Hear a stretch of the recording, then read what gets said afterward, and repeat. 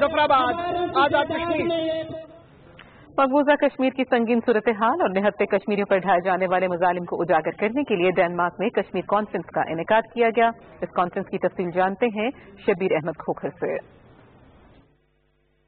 Denmark के शहर Copenhagen में होने वाली यकजहती कश्मीर कॉन्फ्रेंस के मुकर्रीन ने मकबूजा कश्मीर में कश्मीरियों पर इंडियन फोर्सेस के जुल्म और सितम को डेनिश अरकान पार्लियामेंट के सामने पेश किया। Danish government take up the issue then in the United Nations and hopefully get some action that make India back off and finally give the Kashmiri people the plebiscite they've been promised for so long.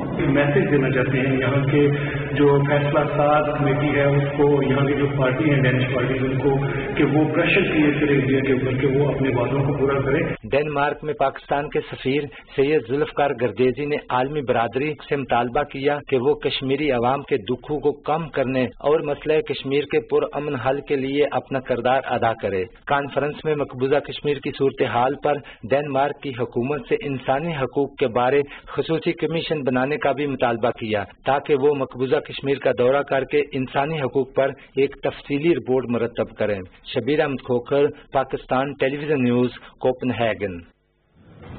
आलमी अदालत इंसाफ के सदर ने कहा है कि पाकिस्तान ने आलमी अदालत इंसाफ के कमांडर कुलभूषण यादव से मुतालिक फैसले पर पूरी तरह अमल दरामद किया है। अक़वाम मुत्तहिदा की जनरल असम्बली को बताते हुए उन्होंने कहा कि पाकिस्तान ने भारतीय हाई कमीशन को काउंसलर रसाई की दावत दी। आलमी अदालत इंसाफ के सदर का बयान इस बात की तस्दीक है कि पाकिस्तान आलमी